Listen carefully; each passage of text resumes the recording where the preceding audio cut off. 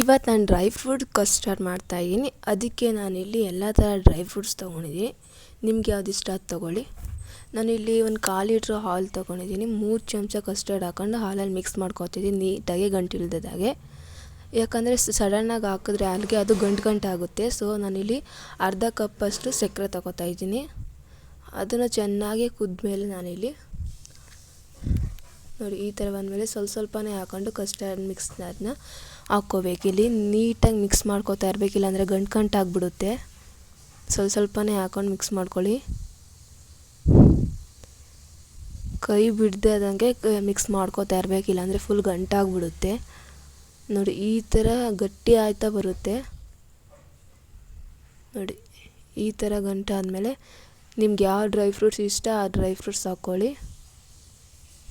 ಇದಕ್ಕೆ ನೀವು ಫ್ರೂಟ್ಸ್ ಬೇಕಾದ್ರೂ ಹಾಕ್ಕೋಬೋದು.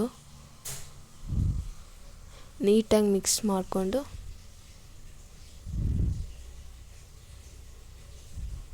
ಬೌಲ್ಗೆ ನಾನಿಲ್ಲಿ ಟ್ರಾನ್ಸ್ಫರ್ ಮಾಡ್ಕೋತಾ ಇದ್ದೀನಿ. ನೋಡಿ ಎಷ್ಟು ಚೆನ್ನಾಗಿ ಬಂದಿದೆ ಅಂತ.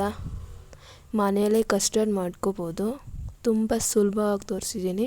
ಫ್ರಿಜ್ಜಲ್ಲಿ ಒಂದು 5 ಮಿನಿಟ್ಸ್ ಫ್ರೀಝರಲ್ಲಿ ಇಟ್ಟಿರಿ.